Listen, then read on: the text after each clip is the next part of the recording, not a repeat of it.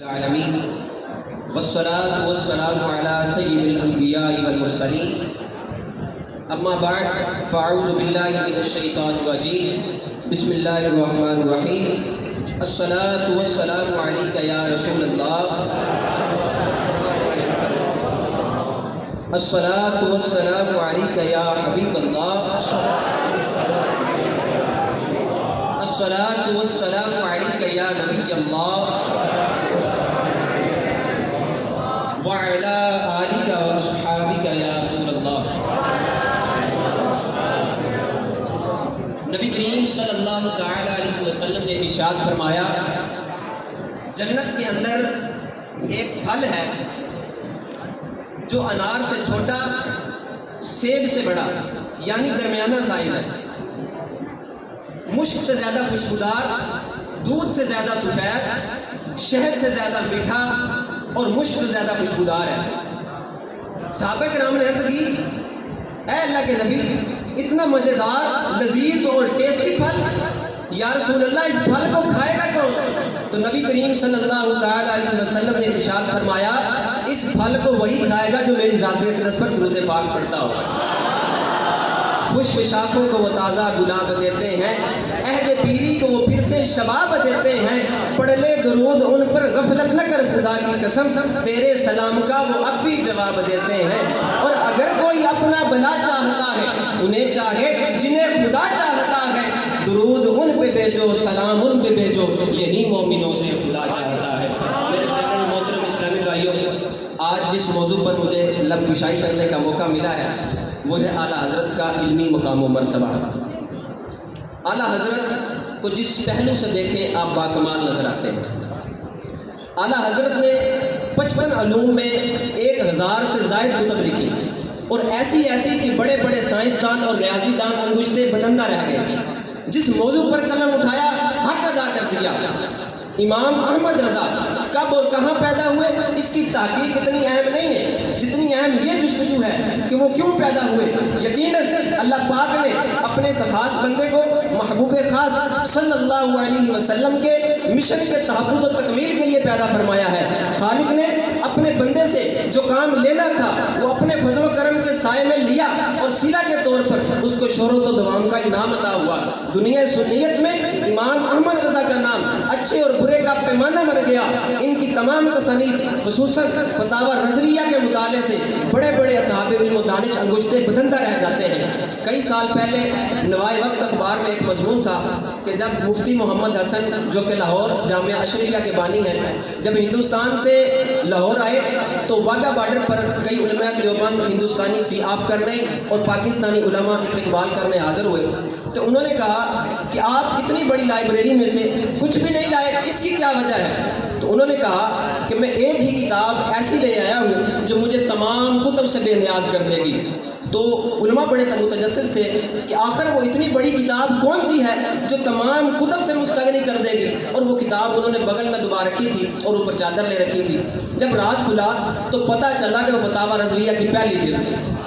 کسی نے کیا خوب کہا ہے، 1,24,000 وچوں کیڑا نبی ہے میرے مصطفیٰ ورگا، بے شک ولی زمانے وچ ہیں لکھاں پر کیڑا ولی ہے غوث الورا ورگا، رگ سارے پنجاب نوں لا دتا کیڑا مرشد داتا پیا ورگا، تے جدے علم نے دنگ جہان کیتا کیڑا عالم احمد رضا ورگا۔ اعلیٰ حضرت وہ شخصیت ہے جس مسئلے پر بھی قلم اٹھایا، اپنے تبحر علمی کی بدولت اس کے ہر پہلو پر نہایت عمدہ طریقے سے روشنی ڈالی، اور ایسی واضح حجتیں اور براہین قائم فرمائی کہ اپنے ہم عصر علماء محدثین نے امام اہل سنت مجدد دین و ملت کا خطاب دے دیا۔ اعلیٰ حضرت اپنے فتاوی میں پہلے قرآن کریم سے استدلال کرتے ہیں، پھر احادیث مبارکہ، اور اس کے بعد ائمہ دین کے ارشادات سے اپنے موقف کا ثبوت پیش کرتے ہیں۔ امام احمد رضا نے فتاوی رضویہ کے کتاب الطہارت کے باب التیمم میں ایک نادر فتویٰ تحریر فرمایا ہے۔ آپ نے 181 ایسی چیزوں کے نام گنوائے جن سے تیمم کیا جا سکتا ہے، ان میں سے 74 ایسی چیزیں ہیں کہ جنہیں فقہائے مقدمین نے بیان فرما دیا، اور 107 وہ چیزیں ہیں کہ جنہیں اعلیٰ حضرت نے اپنے اجتہاد و استنباط سے بیان فرمایا ہے، اور 130 ایسی چیزوں کے نام گنوائے ہیں جن سے تیمم نہیں کیا جا سکتا۔ ان میں 58 منصوصات ہیں اور 72 زیادات ہیں۔ اعلیٰ حضرت کی جملہ خوبیوں میں سے ایک خوبی یہ بھی تھی کہ آپ کے پاس جس زبان میں سوال کیا جاتا آپ اسی زبان میں اس کا جواب دیتے تھے. آپ کے پاس دنیا بھر سے سینکڑوں سوالات آتے تھے.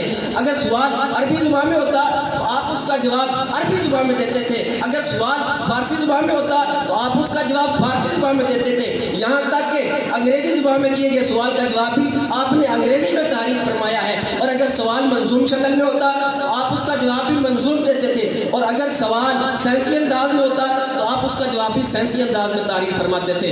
وہ امام محمد رضا جس کے قلم کے نوک سے نکلی ہوئی ہر بات بلکہ ہر لفظ ایسا جامع معنی اور مؤثر تھا کہ جس کا رد کرنا محال تھا. وہ بریلی کے تاجدار جس کو رب کائنات جل جلالہ نے بیک وقت مفتی اسلام ہونے کا بھی انعام دیا, عالم باعمل ہونے کا بھی انعام دیا, عالم باعمل ہونے کا بھی انعام دیا.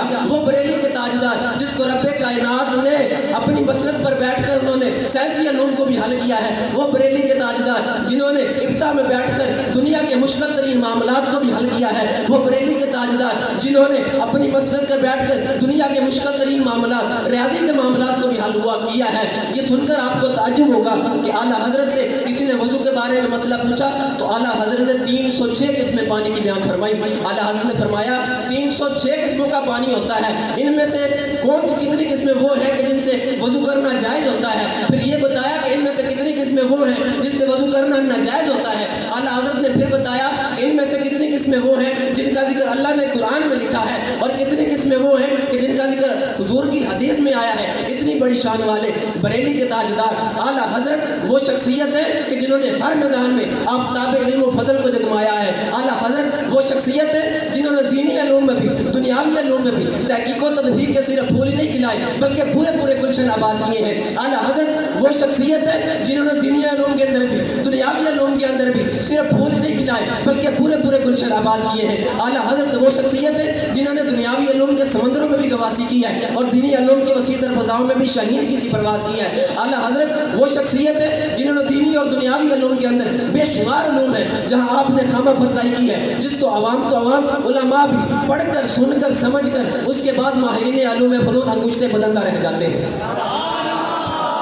اعلیٰ حضرت کو آپ علم قرات کے اندر دیکھیں تو وہ باکمال نظر آتے ہیں, علم تجوید کے اندر دیکھیں تو وہ باکمال نظر آتے ہیں, علم حدیث کے اندر دیکھیں تو وہ باکمال نظر آتے ہیں, علم اصول حدیث کے اندر دیکھیں تو وہ باکمال نظر آتے ہیں, علم تخریج حدیث کے اندر دیکھیں تو وہ باکمال نظر آتے ہیں, علم جرح و تعدیل کے اندر دیکھیں تو وہ باکمال نظر آتے ہیں, علم فقہ کے اندر دیکھیں تو باکمال نظر آتے ہیں, علم تفسیر کے اندر دیکھیں تو باکمال نظر آتے ہیں, علم اصول تفسیر کے اندر دیکھیں تو باکمال نظر آتے ہیں, علم بلاغت کے اندر دیکھیں تو باکمال نظر آتے ہیں, علم منطق کے اندر دیکھیں تو باکمال نظر آتے ہیں, علم فلسفہ کے اندر دیکھیں تو باکمال نظر آتے ہیں, علم جغرافیہ کے اندر دیکھیں تو باکمال نظر آتے ہیں, علم جبر کے اندر دیکھیں تو باکمال نظر آتے ہیں, علم رمل کے اندر دیکھیں تو باکمال نظر آتے ہیں, علم زجاج کے اندر دیکھیں تو باکمال نظر آتے ہیں, علم تکسیر کے اندر دیکھیں تو باکمال نظر آتے ہیں, علم قانون کے اندر دیکھیں تو باکمال نظر آتے ہیں, علم الاحکام کے اندر دیکھیں تو باکمال نظر آتے ہیں, علم صرف کے اندر دیکھیں تو باکمال نظر آتے ہیں, علم نحو کے اندر دیکھیں تو باکمال نظر آتے ہیں,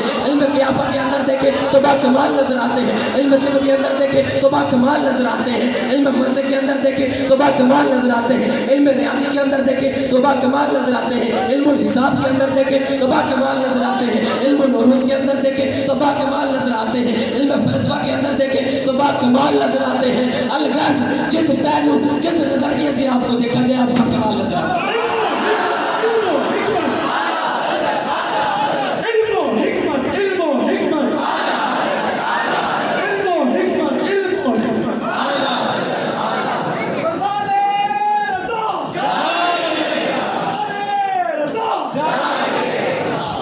ایک سو 20 علوم پر آپ کو مہارت حاصل تھی اور 120 علوم پر ایسی مہارت حاصل تھی کہ ہمارا یہ ایسی مہارت حاصل نہیں تھی کہ ہمارا یہ پلپلا دعویٰ ہو یا کھوکھلا دعویٰ ہو یا امام کا مقصد اپنے علوم کی داغ بٹھانا ہو یا اپنے علوم کا چرچا کرنا مقصود ہو. ایسا بالکل بھی نہیں ہے. اگر امام کا مقصد اپنے علوم کی داغ بٹھانا یا اپنے علوم کا چرچا کرنا مقصود ہوتا تو میرے امام ایک کتاب لکھ دیتے, ہر فن کے اندر تھوڑا تھوڑا کلام فرما دیتے, لوگوں کے اندر داغ بیٹھ جاتی بھائی کمال کر دیا. لیکن نہیں, اعلیٰ حضرت کا مقصد یہ نہیں تھا. میرے امام کا مقصد تبلیغ دین, ترویج قرآن, اسلام امت اور بیداری ملت آپ کا مقصد تھا. اسی لیے جب کسی ایک فن پر لکھا اور اس فن پر لکھنے کے بعد دوبارہ اس فن پر لکھنے کی ضرورت پیش آئی تو میرے امام نے دوبارہ قلم اٹھایا اور گلستان رضا کو صفات کرتاس کی زینت بنا دیا. آپ کی شخصیت کو دیکھ کر کہنا پڑتا ہے یہ وادی رضا کی ہے، کوہ ہمالا رضا کا ہے، جس سمت دیکھیے وہ علاقہ رضا کا ہے. اگلنوں بھی لکھا ہے بہت علم دین پر، مگر جو کچھ اس صدی میں ہے وہ تنہا رضا کا ہے. مدت ہوئی ہے آپ کو پردہ کیے ہوئے، مگر اب تک ہر بزم میں چرچا رضا کا ہے. اللہ پاک سے دعا ہے کہ اللہ پاک ان کے درجات بلند فرمائے اور ان کے صدقے ہمیں عالم باعمل مفتی اسلام بنائے اور ان جیسا عشق رسول ہمیں بھی عطا فرمائے. وما علیہ الا البلاغ المبین. ماشاء اللہ.